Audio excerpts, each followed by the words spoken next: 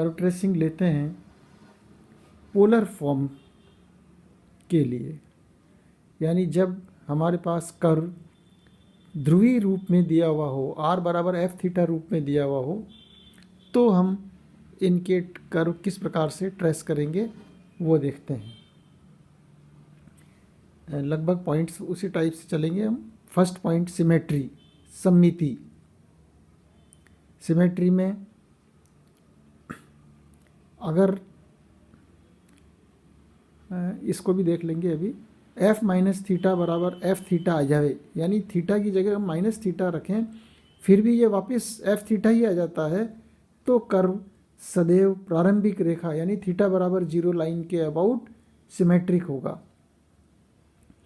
यदि F of pi minus theta बराबर F theta हो तो curve theta is equal to pi by 2 रेखा के परित सममित होगा।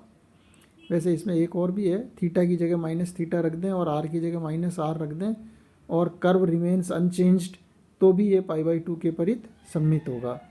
जनरली हम इसी को काम में लेंगे, पहला, दूसरा, तीसरा और ये चौथा।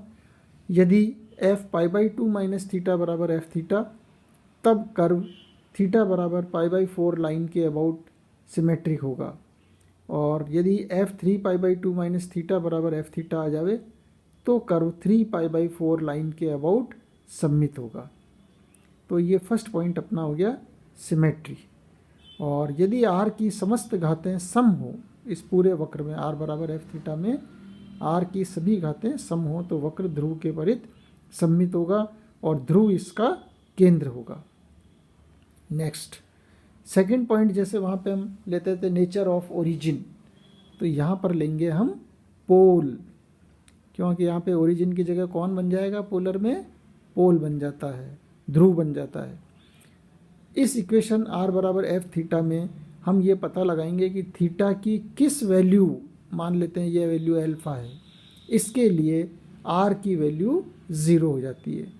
यानी आप क्या करेंगे, आर को 0 रखेंगे और यहाँ से थीटा के मान ज्ञात कर लेंगे, तो हमको पता लग जाएगा कि थीटा के मान किन किन मानों के लिए आर 0 हो रहा है। तो ये इन मान को अगर हम अल्फा नाम देवें तो ऐसी स्थिति में वक्र सदैव पोल से गुजरेगा और थीटा बराबर अल्फा लाइन उसकी टेंजेंट बनेगी। नेक्स्ट, ये बड़ा सिंपल सा काम है, पॉइंट्स। पॉइंट्स में आप क्या करेंगे, थीटा और आर लेंगे और एक टेबल बना देंगे। थीटा को यहाँ पे वैल्यूज़ देते जाएंगे, आर के मान निकालते जाएंगे। जैसे आप ग्राफ पे बनाते थे उसी तरह से यहाँ पे पॉइंट्स ले लेंगे, थीटा को वैल्यू दो, आर की वैल्यूज आ जाएगी। उसके बाद चलते हैं हम एसिम्टोट्स। एसिम्टोट्स क्योंकि पोलर में अपन ने निकाले नहीं है, अपने कोर्स में नहीं है, लेकिन यहाँ हमको बहुत ज़रूरत पड़ रही है इसकी, इसके बिना अपने को बहुत दिक्कत आएगी, तो आप सीख लीजिए। 2 तरह के एसिम्टोट्स होते हैं पोलर में भी, एक तो होते हैं रेक्टिलिनियर और एक होते हैं सर्कुलर। ठीक है, तो रेक्टिलिनियर एसिम्टोट्स जो हैं, समकोणिक एसिम्टोट्स है, इसको ज्ञात करने के लिए दिए गए वक्र के समीकरण को 1/r बराबर एफ थीटा रूप में रखना।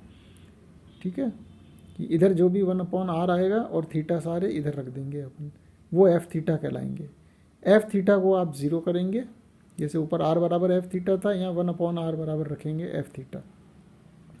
एफ थीटा को 0 करके थीटा की वैल्यू मान लेते हैं, अल्फा निकाल लेंगे, और इस वाले के लिए 1/r के लिए, और यहाँ से सीधा एसिम्टोट हो जाएगा r sine theta minus alpha बराबर 1/f डैश अल्फा। अल्फा ये वाली वैल्यू है, ये यहाँ रखेंगे, थीटा एज इट इज रहेगा, वेरिएबल है, r भी ऐसा कैसा ही रहेगा। यहाँ पर जो आपका एफ थीटा है उसको आप डिफ्रेंशिएट करेंगे विथ रिस्पेक्ट टू थीटा, और फिर उसमें पुट कर देंगे थीटा बराबर अल्फा। एफ डैश अल्फा जो है एफ थीटा का थीटा के सापेक्ष अवकलन कर थीटा बराबर अल्फा रखेंगे तो एफ डैश अल्फा प्राप्त हो जाएगा। तो ये आपके लिए थोड़ा सा नया है यहाँ पे। तो रेक्टिलिनियर एसिम्टोट निकालने के लिए वक्र के समीकरण को 1/r बराबर एफ थीटा रूप में रखना, एफ थीटा को 0 करेंगे और थीटा की वैल्यू मान लेते हैं अल्फा आ जाती है, तो एसिम्टोट्स हो जाएगा r sine theta minus alpha बराबर 1/f डैश अल्फा, जहाँ f डैश अल्फा इस f थीटा का थीटा के सापेक्ष डिफ्रेंशिएट करके अल्फा रखेंगे, यहाँ पे तो सीधी वैल्यू रख देंगे। और दूसरा एसिम्टोट आता है अपने पास में सर्कुलर एसिम्टोट्स, वृत्तीय। तो वक्र का जो समीकरण है r बराबर एफ थीटा रूप में रखना है, और उसके बाद आप क्या करेंगे, यहाँ पर लिमिट लगाएंगे थीटा टेंडिंग टू इन्फिनिटी, तो ये एसिम्टोट हो जाएगा। एफ थीटा की limit theta tends to infinity बराबर r will be the asymptote. और जब भी सर्कुलर एसिम्टोट आएगा तो ये इस तरह से आएगा, ये सर्कुलर एसिम्टोट हो गया। इसका मतलब कर्व जो है इसके अंदर ही अंदर रहेगा, इसके बाहर नहीं जाएगा। ठीक है। और लास्ट में जैसा वहाँ करते थे रीजन, 5वां पॉइंट, वही पॉइंट अपन यहाँ पे लेंगे। क्षेत्र के अंदर हम थीटा को ऐसी वैल्यूज़ दे दे के पता लगाएंगे कि किस किस क्षेत्र में वक्र एग्जिस्ट करता है, वक्र विद्यमान रहता है, और कौन कौन से क्षेत्रों में कर्व विद्यमान नहीं रहता है ना। जैसे थीटा बराबर अल्फा और थीटा बराबर बीटा के बीच में सपोज करो आर स्क्वायर की वैल्यू नेगेटिव आ गई, तो आर इमेजनरी हो गया, तो हम कह देंगे कि वक्र थीटा बराबर अल्फा और थीटा बराबर बीटा के बीच में स्थित नहीं होगा। और ऐसे ही कहाँ कहाँ पर स्थित होगा वो तो ऊपर पॉइंट से अपने को पता लग ही रहा है। तो ऑलमोस्ट लगभग उसी टाइप से चलना है इसमें। इतना सब करने के बाद भी अगर हमको प्रॉब्लम आती है तो हम इन कर्व्स को कार्टेशियन में भी चेंज कर सकते हैं। और कार्टेशियन में चेंज करने के लिए वही x बराबर आर कॉस थीटा, y बराबर आर साइन थीटा ये पुट करेंगे। ठीक है। आर स्क्वायर बराबर X square plus Y square, और थीटा बराबर टेन इनवर्स x, वो अपन यूज़ करेंगे और इस आर थीटा को चेंज कर देंगे एक्स वाई में। क्योंकि देखिए क्या होता है कि जब भी नोड बनता है तो कार्टेशियन कर्व्स के अंदर नोड हम बड़े आराम से बना लेते हैं, पोलर में नोड हमसे बनेगा नहीं। तो जिन पोलर कर्व्स में अगर नोड आता है तो आप ये मानिए कि उसको हम अगर कार्टेशियन में चेंज करेंगे तो हम बहुत आसानी से उस प्रश्न को हल कर सकते हैं। तो ये थोड़ी सी कुछ इसकी टेक्निक्स हैं, वो धीरे धीरे आपको आ जाएंगी। अब हम प्रॉब्लम लेते हैं। r बराबर a into 1 minus cos theta, ये बड़ा फेमस कर्व है कार्डियोइड। इसको आपको याद भी रखना है क्योंकि इंटीग्रेशन के जो किताब पढ़ेंगे किताब में, उसमें इस प्रकार के कर्व्स की हमको बहुत आवश्यकता रहेगी। सो r बराबर a into 1 minus cos theta, r बराबर a into 1 plus cos theta भी कार्डियोइड ही होता है, उसमें ये शेप इधर की साइड आ जाएगा। तो ये आपको याद रखना है। First point, symmetry. यहाँ पर आरंभिक रेखा के परित सममिति है। क्यों है? क्योंकि f of minus theta, r बराबर ये चीज़ जो आ रही है ना साहब, ये हमारे पास में अब क्या हो गई, f थीटा हो गई। ये this is equal to f theta. ठीक है। सो अगर हम थीटा की जगह माइनस थीटा रखते हैं तो ये कॉस माइनस थीटा बराबर कॉस थीटा, यानी कर्व आपका सेम आ गया। सो f माइनस थीटा बराबर f theta. So the curve is symmetrical about the initial line. Initial line का मतलब थीटा बराबर जीरो लाइन। थीटा बराबर जीरो लाइन के ऊपर जैसा कर्व आएगा वैसा का वैसा ही नीचे आएगा, क्योंकि f माइनस थीटा बराबर f theta. Next, f of pi by two minus theta, f of pi by two minus theta cos 9 pi by two minus theta, ये साइन थीटा हो गया है ना। तो ये वाली सममिति इसमें नहीं आएगी। Cos 90 minus theta is not equal to cos theta, तो कर्व चेंज हो गया, तो ये सममिति नहीं है। Next, f of pi minus theta ले में यहाँ पे कॉस 180 माइनस थीटा बराबर कॉस थीटा होता है। ए कॉस 180 माइनस थीटा बराबर माइनस कॉस थीटा होता है, तो ये कर्व फिर चेंज हो गया, तो ये सममिति भी नहीं आएगी।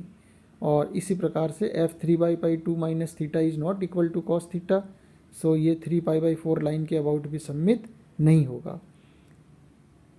तो केवल हमारे पास में एक ही सममिति आ रही है, यहाँ पे सिमेट्री आ रही है। The curve is symmetrical about initial line, यानी थीटा बराबर जीरो लाइन के ऊपर जैसा कर्व आएगा वैसा का वैसा ही नीचे आएगा। अब नेक्स्ट पॉइंट है पोल। थीटा के किस मान के लिए r का मान 0 होता है? तो अगर मैं यहाँ r बराबर 0 कर दूँ तो ए तो चला गया 0 में, कॉस थीटा बराबर 1, सो थीटा बराबर कितना हो गया 0। सो थीटा बराबर 0 के लिए आर का मान 0 है, इसलिए कर्व पोल से गुजरेगा। ये अल्फा हो गया अपना थीटा बराबर 0 एंड दी थीटा बराबर अल्फा यानी थीटा बराबर 0 लाइन इज़ दी टेंजेंट। तो यहाँ हम ध्यान रखेंगे कि ये जो लाइन है ये अपने पास में कैसी हो गई, टेंजेंट रेखा है। थीटा बराबर 0 लाइन इज़ दी टेंजेंट। तो यहाँ से कर्व ये कैसा होगा, टच करके निकलेगा यहाँ से, ठीक है, सममिति तो है। और क्योंकि थीटा बराबर 0 के लिए भी आर 0 है, अगर हम 2 पाई भी रख देंगे तो भी 0 है, 4 पाई रखेंगे 6 पाई, तो ये पूरा एक चक्कर खा के आता जा रहा है, तो इसलिए अपने को कोई परेशान नहीं हो रहा। नेक्स्ट पॉइंट्स निकाल लेते हैं। तीसरा, थीटा और आर को वैल्यू, थीटा को 0 वैल्यू दिया, आर 0, थीटा π/4 दिया इतना, π/3 दिया इतना, π/2 दिया तो a, और पाई दिया तो 2a। तो इससे हमको क्या पता लग रहा है कि जैसे जैसे थीटा 0 से π/2 की ओर बढ़ रहा है, वैसे वैसे आर का मान 0 से ये कितना होता जा रहा है, बढ़ता जा रहा है, बढ़ता जा रहा है और a तक आ रहा है।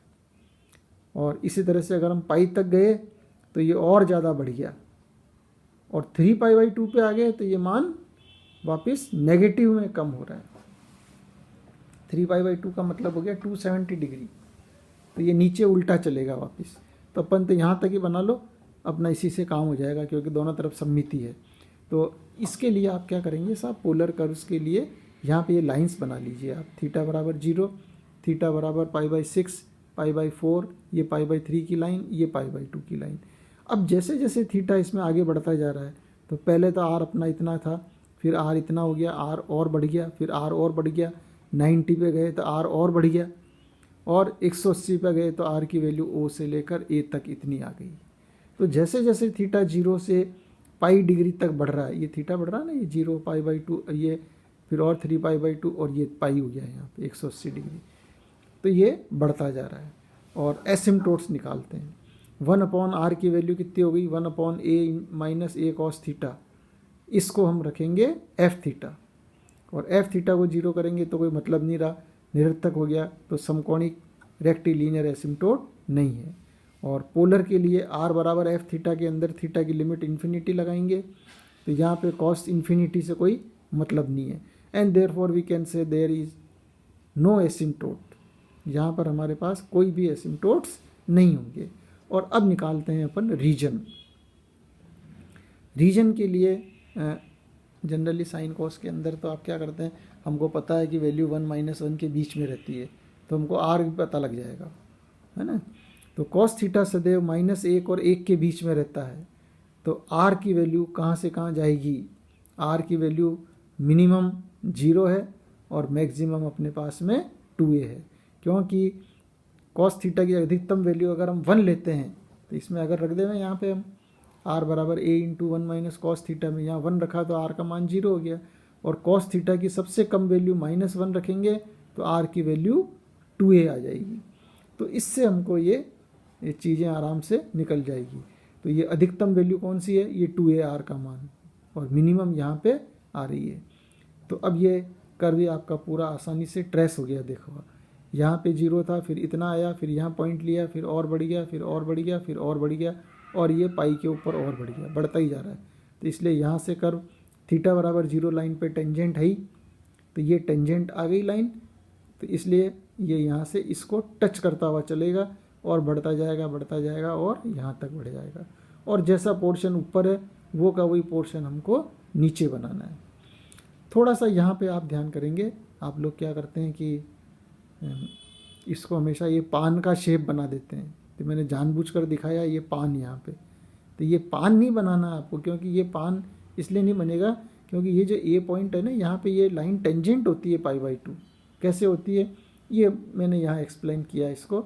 ये हम dr/d थीटा बराबर a sin थीटा, तो tan phi निकाला, r d theta upon dr, r की वैल्यू रख दी, dr/d theta a sin theta upon 1 - cos theta, इसको सॉल्व कर लीजिए, हाफ एंगल में बदल दो, तो cot π/2 दैट इज tan π/2 - θ/2, तो phi बराबर π/2 - θ/2। सो जब a बिंदु पर लेते हैं तो फाई थीटा को अगर आपने 0 लिया ए पॉइंट पे, तो यहाँ पर क्या होगा, π/2 आ गया, फाई की वैल्यू नहीं, अर्थात बिंदु ए पर ये लाइन π/2 लाइन टेंजेंट बनेगी। तो ये हम टेंजेंट पता लगा लिया, इसलिए कि ये लाइन टेंजेंट होने से क्या होगा, ये कर्व इसको टच करता हुआ निकलेगा।